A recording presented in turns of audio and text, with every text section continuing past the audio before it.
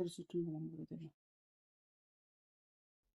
ಈಗ ಈ ಒಂದು ಗುರುಪೂಜೆ, ಈ ತೈಪೂಜೆ ಏನು ನಡೀತಿದೆ ಗುರುದೇವ, ಇವಾಗ ಇದಕ್ಕೆ ತುಂಬ ಜನನ ನಾವು ಸೇರಿಸೋವಂಥದ್ದು ಮುಖ್ಯನಾ, ಅಥವಾ ಸತ್ಯವನ್ನು ಅರಿತು ಬರುವಂತಹ ಭಕ್ತರ ಬಗ್ಗೆ ನಾವು ಚಿಂತೆ ಮಾಡೋದು ಒಳ್ಳೆಯದು? ತಿರುಚಿಟ್ಟಂಬಲಂ. ಗುರುವೇ ಶರಣಂ. ಗುರುವೇ ಶರಣಂ. ನಮಃ ಶಿವಾಯ. ನಮಃ ಶಿವಾಯ. ನಮಃ ಶಿವಾಯ. ನಮಃ ಶಿವಾಯ. ನಮಃ ಶಿವಾಯ. ನಮಃ ಶಿವಾಯ. ಮೊದಲಿಗೆ ನಾವು ತಿಳಿದುಕೊಳ್ಬೇಕಾದ ವಿಚಾರ ಏನು ಅಂತೇಳಿದರೆ, ಸತ್ಯ ಅಂದರೆ ಏನು ಅಂತೇಳಿ. ಈಗಿನ ಕಾಲ ಹೇಗೆ ಉಂಟು ಅಂತೇಳಿದರೆ ವೇಗವಾದ ಕಾಲ. ವೇಗವಾದ ಕಾಲ ಅಂತೇಳಿದರೆ ಈಗಿನ ಕಾಲದಲ್ಲಿ ಒಂದು ಸತ್ಯದ ಸ್ಥಿತಿಯಲ್ಲಿ ಇರುವ ಸ್ಥಳದಲ್ಲಿ ಜನಗಳು ತುಂಬುವುದು ಹೇಗೆ ಅಂತ ಹೇಳುವುದು. ನಿಜವಾಗಿ ಸಾಧುಗಳಿಗೆ, ಸಂತರಿಗೆ, ಯೋಗಿಗಳಿಗೆ ಭಕ್ತರುಗಳ ಅವಶ್ಯಕತೆ ಇಲ್ಲ. ಅವರ ಹತ್ರ ಭಕ್ತರುಗಳು ಇದ್ದರೂ ಕೂಡ ಒಂದು 4-5 ಜನ ಬೆರಳೆಣಿಕೆಷ್ಟು ಸತ್ಯವಂತ ಭಕ್ತರು ಮಾತ್ರ ಇರ್ತಾರೆ. ಎಷ್ಟೇ ಭಕ್ತರು ಸೇರಿದ್ರೂ ಈ ಪೂಜೆಯ ಫಲ ಸಿಕ್ಕುವುದು ಸತ್ಯವಂತರಿಗೆ ಮಾತ್ರ. ಒಂದು ವಿಷಯ, ಎಷ್ಟೇ ಭಕ್ತರುಗಳು ಬಂದರೂ ಸರಿ, ಈ ಪೂಜೆಯ ಫಲ ಸಿಗುವುದು ಸತ್ಯವಂತರಿಗೆ ಮಾತ್ರ. ಯಾಕೆ ಅಂತೇಳಿದರೆ ಇಂಥ ಪೂಜೆ ನೋಡೋದು ಭಾಳ ಕಷ್ಟ. ಇದು ಪೂಜೆ ಅಲ್ಲ, ಇದು ಪೂಜೆಗಿಂತ ಮೇಲಾದ ಸ್ಥಿತಿ.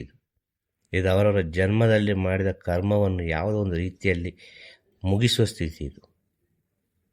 ಇದೆಲ್ಲ ಕಡೆ ಹೋಗಿ ಪೂಜೆ ಮಾಡಿ ಬಂದಾಗೆ ಪೂಜೆ ಅಲ್ಲ ಇದು. ಅಂಥ ಪೂಜೆ ನಮ್ಮ ಗುರು ಪರಂಪರೆಯಲ್ಲಿ ಇಲ್ಲ. ನಮ್ಮ ಗುರು ಪರಂಪರೆಯಲ್ಲಿದ್ದ ಪೂಜೆ ಎಲ್ಲ ಪ್ರಕೃತಿದತ್ತವಾಗಿರುವ ಪೂಜೆಗಳು, ಎಲ್ಲವೂ ಸತ್ಯಕ್ಕೆ ಸಂಬಂಧಪಟ್ಟ ಪೂಜೆಗಳು, ಎಲ್ಲ ಜ್ಞಾನಕ್ಕೆ ಸಂಬಂಧಪಟ್ಟ ಪೂಜೆಗಳು. ಶಾಸ್ತ್ರಕ್ಕೋ ಮೂರ್ತಕ್ಕೋ ಅಲ್ಲ, ಅನೇಕ ರೀತಿಯ ಕಟ್ಟುಪಾಡುಗಳಿಗೆ ಸಂಬಂಧಪಟ್ಟು ಈ ಸಮಾಜದ ಹಿತದೃಷ್ಟಿಯಲ್ಲಿರುವ ಪೂಜೆ ಅಲ್ಲ ಇದು. ಈ ಪೂಜೆಯನ್ನು ನೋಡಬೇಕು ಅಂತ ಹೇಳಿದ್ರೆ ಅಷ್ಟು ಸುಲಭದಲ್ಲಿ ನೋಡಲಿಕ್ಕೆ ಆಗೋದಿಲ್ಲ. ಈಗ ಇರೋದು ವಿಷಯ, ಜನಗಳು ಯಾಕೆ ಸೇರ್ತಾರೆ ಅಂತೇಳಿದರೆ, ಇದು ವೇಗವಾದ ಪ್ರಪಂಚ, ಸೋಷಿಯಲ್ ಮೀಡಿಯಾ. ಬಂದವ ಯಾವುದೋ ಒಂದು ರೀತಿಯಲ್ಲಿ ಒಂದು ಫೋಟೋ ತೆಗಿತಾನೆ, ಬಂದವ ಯಾರಿಗಾರು ಒಬ್ಬರಿಗೆ ಫಾರ್ವರ್ಡ್ ಮಾಡ್ತಾನೆ, ನಾನು ಅಲ್ಲಿಗೆ ಹೋಗಿದ್ದೆ ಅಲ್ವಾ. ಒಂದು ಸತ್ಯಸ್ಥಿತಿಯಲ್ಲಿರುವವರಿಗೆ ಅವ ಹೇಗೂ ಬಂದ್ರೇನು ಅಲ್ವಾ.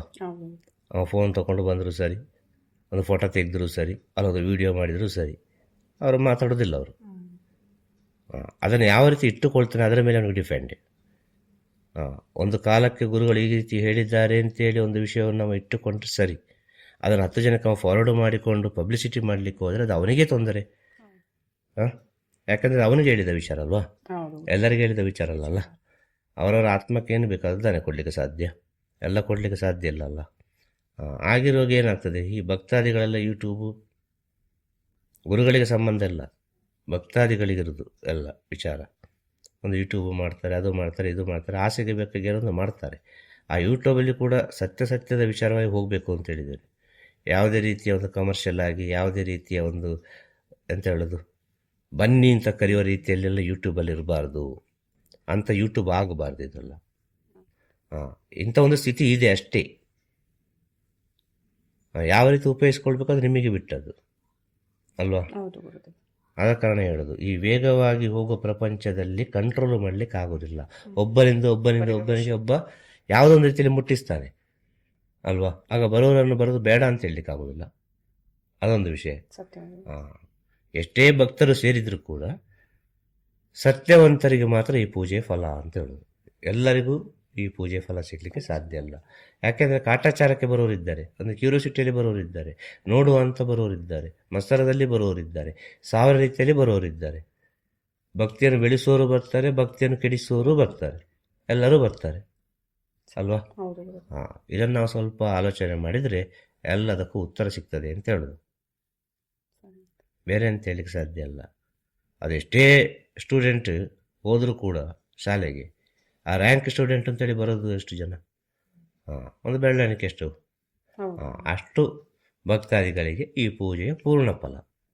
ಮತ್ತೆ ಎಲ್ಲ ಅವರವರ ಜ್ಞಾನಕ್ಕೆ ಬಿಟ್ಟದ್ದು, ಯಾವ ರೀತಿ ಇದನ್ನು ಪಡ್ಕೊಳ್ಬೇಕು, ಯಾವ ರೀತಿ ಇದನ್ನು ಸ್ವೀಕರಿಸಬೇಕು, ಗುರುಗಳ ಜೊತೆ ಯಾವ ರೀತಿ ಇರಬೇಕು, ಯಾವ ರೀತಿ ಮಾತಾಡಬೇಕು, ಎಷ್ಟು ಶುದ್ಧವಾಗಿರಬೇಕು, ಎಷ್ಟು ಮನಸ್ಸು ಪವಿತ್ರವಾಗಿರಬೇಕು, ಇದನ್ನೆಲ್ಲ ಒಬ್ಬ ಯೋಚನೆ ಮಾಡಿ ಈ ಪೂಜೆಯಲ್ಲಿ ಭಾಗವಹಿಸಿದರೆ, ಕೇವಲ ಗುರು ಮಾತ್ರ ಕಣ್ಣಿಗೆ ಕಂಡ್ರೆ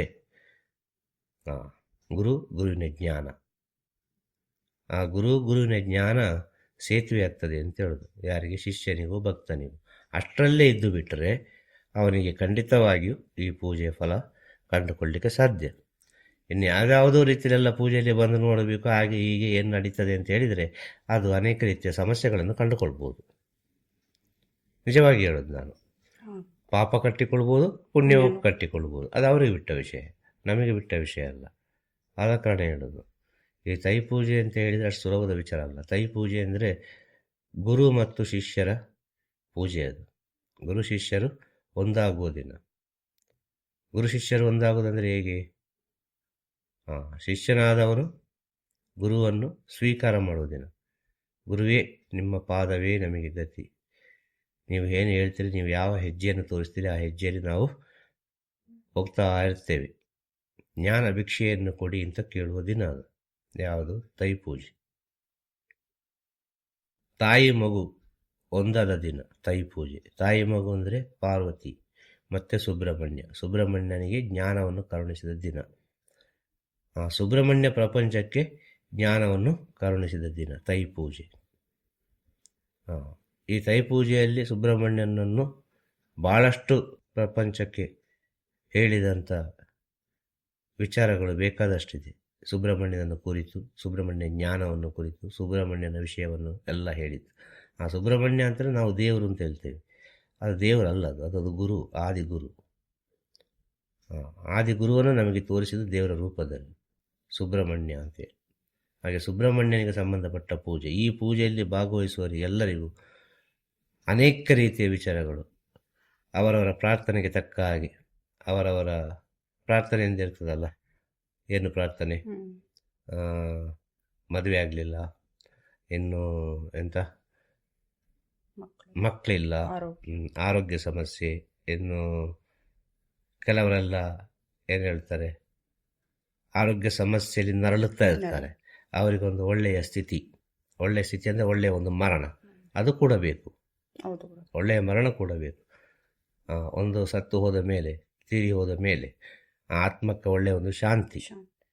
ಆತ್ಮ ಪುನಃ ಒಂದು ಮರುಜನ್ಮವಾಗಿ ಬರುವಾಗ ಮನುಷ್ಯ ಜನ್ಮದಲ್ಲೇ ಬರಲಿ ಎಂಬ ಒಂದು ಸ್ಥಿತಿ. ಇನ್ನು ಅನೇಕ ರೀತಿಯ ಭೂಮಿಯ ದೋಷಗಳು, ಇನ್ನು ಅನೇಕ ರೀತಿಯ ನಾಗದೋಷಗಳು, ಇನ್ನು ಏನೆಲ್ಲ ಆ ವ್ಯಕ್ತಿಯಲ್ಲಿ ಇದೆಯೋ ಅದಕ್ಕೆಲ್ಲದಕ್ಕೂ ಈ ಪೂಜೆಯಲ್ಲಿ ಪರಿಹಾರ ಸಿಗ್ತದೆ. ಹೇಗೆ? ಒಂದು ಅಭಿಷೇಕ ಅಂತ ಒಂದು ವಿಚಾರ ಇದೆ. ಆ ಅಭಿಷೇಕ ಅಂತ ಹೇಳಿದ್ರೆ ಅದು ಗುರುವಿಗೆ ಅಭಿಷೇಕ ಆಗೋದು. ಆ ಗುರುವಿಗೆ ಅಭಿಷೇಕ ಆಗುವಾಗ ಆ ಅಭಿಷೇಕ ಯಾವ ರೀತಿಯಲ್ಲಿ ಅವರು ಮಾಡ್ತಾರೆ, ಎಷ್ಟು ಶುದ್ಧ ಮನಸ್ಸಿನಲ್ಲಿ, ಎಷ್ಟು ಪವಿತ್ರ ಭಾವನೆಯಲ್ಲಿ ಅಭಿಷೇಕದಲ್ಲಿ ಭಾಗಿಯಾಗ್ತಾರೋ ಅಷ್ಟರ ಮಟ್ಟಿಗೆ ಅವರಿಗೆ ಒಂದು ಒಳ್ಳೆಯ ಸ್ಥಿತಿ ಸಿಕ್ಕೇ ಸಿಗ್ತದೆ. ಯಾಕೆ ಬೇಕಾಗಿ ಅಭಿಷೇಕದಲ್ಲಿ ಕೂತ್ಕೊಳ್ಳೋದಂದರೆ ಲೋಕ ಕಲ್ಯಾಣಕ್ಕೆ ಬೇಕಾಗಿ, ಜನಗಳ ಒಳಿತಿಗೆ ಬೇಕಾಗಿ, ಜನಗಳಲ್ಲಿರುವ ಅನೇಕ ರೀತಿಯ ಆ ವಿಷಯಗಳನ್ನೆಲ್ಲ ಅದು ಸ್ವೀಕಾರ ಮಾಡೋ ದಿನ. ಅದು ಒಂದು ಪವಿತ್ರ ಮಾಡುವ ದಿನ ಎಲ್ಲರನ್ನು. ಆ ಪವಿತ್ರ ಆಗಬೇಕು ಅಂತ ಹೇಳಿದರೆ ಆ ಪವಿತ್ರವನ್ನು, ಎಲ್ಲರ ಕರ್ಮವನ್ನು ಸ್ವೀಕರಿಸಿ ಅದು ಒಂದು ಕಡೆ ತಗೊಂಡು ಹೋಗುವ ಶಕ್ತಿ ಇರಬೇಕು. ಆ ಪ್ರತಿಯೊಬ್ಬನ ಕರ್ಮ ಕಳೆಯುವುದು ಎಲ್ಲಿ ಗೊತ್ತಾ? ನೀರಿನಲ್ಲಿ. ಪ್ರತಿಯೊಬ್ಬನ ಕರ್ಮವನ್ನು ತೊಳೆದುಕೊಳ್ಳುವ ಸ್ಥಳ ಯಾವುದು ಅಂತ ಹೇಳಿದರೆ ಗಂಗೆ. ಆದ ಕಾರಣ ಗುರುವಿಗೆ ಅಭಿಷೇಕ. ಆಗ ಅರ್ಥ ಮಾಡಿಕೊಳ್ಬೇಕು, ಆ ಗುರುವಾದವರು ನಾವು ಯಾವ ರೀತಿ ನೋಡಿಕೊಳ್ಬೇಕು, ಯಾವ ರೀತಿ ಅವರನ್ನು ಪೂಜಿಸಬೇಕು ಅಂತೇಳಿ.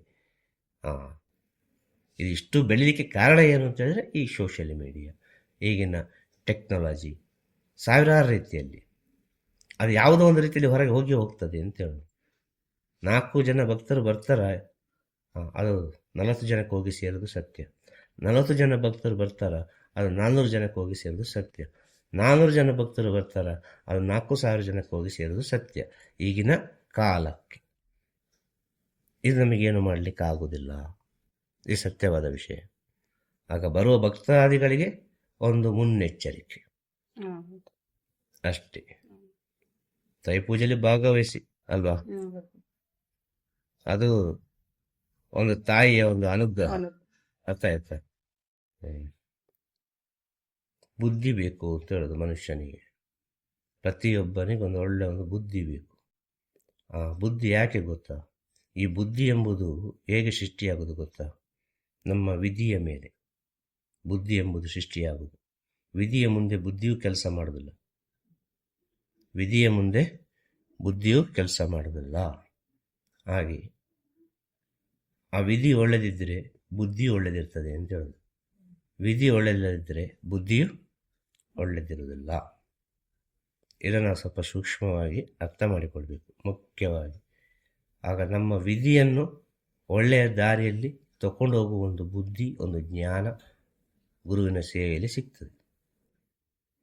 ಈ ತೈಪೂಜೆ ದಿನ ಅದೆಷ್ಟೋ ಜ್ಞಾನ ಬೇಕು, ಅದೆಷ್ಟೋ ಗುರುವಿನ ಸೇವೆ ಮಾಡಬೇಕು, ನಮಗೊಂದು ಗುರುಗಳು ಬೇಕು ಅಂತ ಇದ್ದರೆ, ನಿಜವಾಗಿ ಅವನ ಅಂತರಾತ್ಮಲ್ಲಿ ಗುರು ಬೇಕು ಅಂತ ಇದ್ದರೆ ಅಂಥವರೆಲ್ಲ ಇಲ್ಲಿಗೆ ಬಂದು ಮುಟ್ತಾರೆ. ಅಂಥವರೆಲ್ಲ ಬಂದು ಮುಟ್ಟುವಾಗ ಅವರ ವಿಧಿ ತನ್ನಿಂತಾನಾಗಿ ಸರಿ ಆಗ್ತಾ ಹೋಗ್ತದೆ. ಕಷ್ಟದಲ್ಲಿರುವ ವಿಧಿ ಅದು ಸುಲಭದಲ್ಲಿ ದಾಟುವಾಗೆ ಮಾಡಿಕೊಡ್ತಾರೆ. ಸುಲಭದಲ್ಲಿ ಆ ಸುಲಭದಲ್ಲಿ ದಾಟಬೇಕು ಅಂತ ಹೇಳಿದರೆ ಅಷ್ಟು ಸುಲಭ ಇಲ್ಲ. ಆ ಸುಲಭವಾದ ದಾರಿ ಗೊತ್ತಿರಬೇಕು ಅಲ್ವಾ? ಆ ಸುಲಭವಾದ ದಾರಿ ಗೊತ್ತಿರಬೇಕು. ಆ ಸುಲಭವಾದ ದಾರಿಯನ್ನು ಹೇಳಿಕೊಡ್ತಾರೆ ಗುರುಗಳು.